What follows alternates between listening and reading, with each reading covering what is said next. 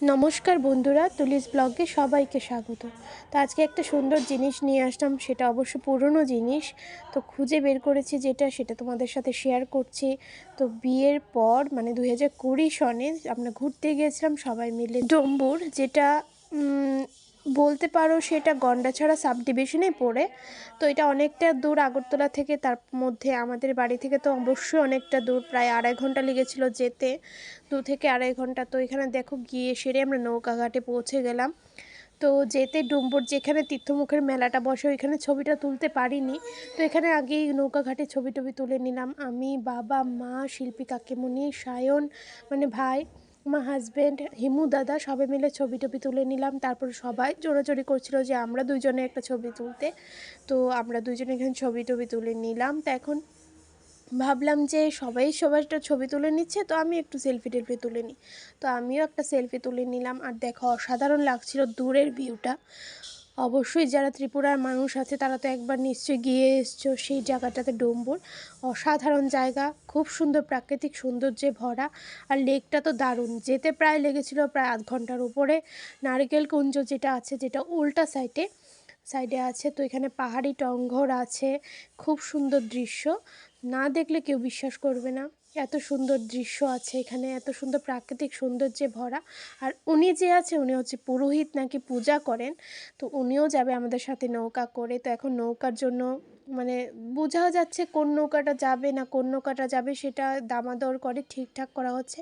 আর এই ফাঁকে আমরা নৌকাতে উঠেও গেলাম। তো এখন ছবি টবি তুলে নেওয়া হচ্ছে নৌকার মধ্যে, যেটা আমি কোনোদিন এত বড় বোট দিয়ে যাইনি, পার হয়ে 0.5 ঘন্টা লাগে যেতে। তোমাদের সাথে দেখো শেয়ার করছি যে যেতে যেতে কয়েকটা সুন্দর সুন্দর দৃশ্য। দেখো কি সুন্দর, জলটা ছিল একদম সবুজ কালারের। আর খুব ঠান্ডা লাগছিল নৌকার মধ্যে। শীতের দিনে তো অবশ্যই গিয়েছিলাম, কনকনে একটা ঠান্ডা ছিল, তার মধ্যে বোটে চড়ে খুবই আনন্দ লাগছিল, বাড়ির সবাই মিলে গেছিলাম। তো বেশ মজা হয়েছিল যেতে। আর অবশ্যই দুই সাইডে যেটা ভোলার নয় দৃশ্যটা, প্রাকৃতিক সৌন্দর্য। অবশ্যই তোমরা দেখো, আমার সাথে শেয়ার করো ভিডিওটা। তো কারা কারা গেছো অবশ্যই কমেন্ট করে জানিও, যারা যারা ত্রিপুরার আছো। আর ত্রিপুরা যারা যারা না আছো তাদেরও ভাল লাগবে ভিডিওটা, আমি আশা করি। অবশ্যই কমেন্টের মাধ্যমে জানিও যে আজকের এই ছবিগুলো পুরানো পেয়েছি, তো ভাবলাম তোমাদের সাথে শেয়ার করি। কেমন লেগেছে অবশ্যই তোমরা কমেন্টে জানিও। ভালো লেগে থাকলে আজকের ভিডিওটা লাইক শেয়ার সাবস্ক্রাইব করে দিও। আর দেখতে থাকো আজকের সুন্দর এই ভিউটা। আর অবশ্যই তোমাদের সাথে পরে যেটা লাস্টে দেখতে পারবে, যেটা মেইন আকর্ষণ ডুম্বুরে ওয়াটারফলটা, সেটা অসাধারণ। তো তোমরা অবশ্যই সেটা দেখতে পারবে। আর কথা বলতে বলতে একদম মাঝ লেকে এসে পড়েছি, তখন একটু ভয় লাগছিল সবার মনে মনে, কারণ তখন ঢেউটা ছিল বেশি।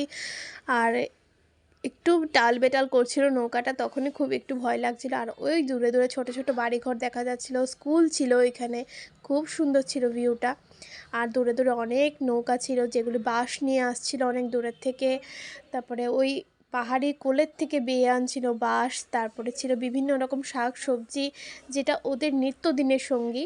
হয়তো আমাদের অদেখা সেটা, কিন্তু ওদের একদম নিত্যদিনের সঙ্গী। আর ভাবলাম যে চলো কয়েকটা ছবিও তুলে নিই আবার যেতে যেতে।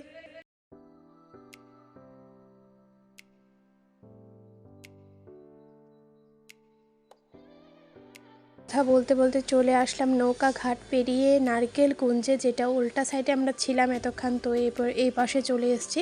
নারকেল কুঞ্জে ঢোকা মাত্রই এখানে ছবি টবি তুলে নিচ্ছি। আর দেখো নারকেল কুঞ্জ থেকে আমরা যে সাইডটা থেকে এসেছি ওই সাইডটা ছবি তুললাম, খুব সুন্দর লাগছিল ভিউটা।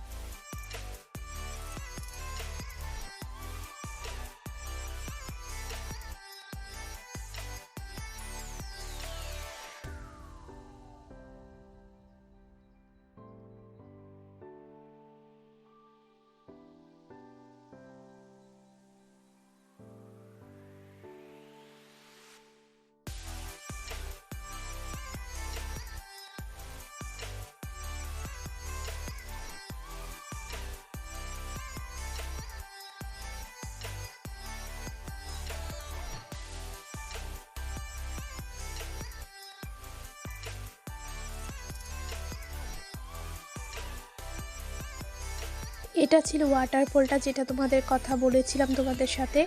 এই ওয়াটারফলটা গা ঘেঁষে বেয়ে গেছে ওই তীর্থমুখের মেলা যেখানে হয় পৌষ সংক্রান্তির সময়। তো খুব সুন্দর ভিউটা ছিল।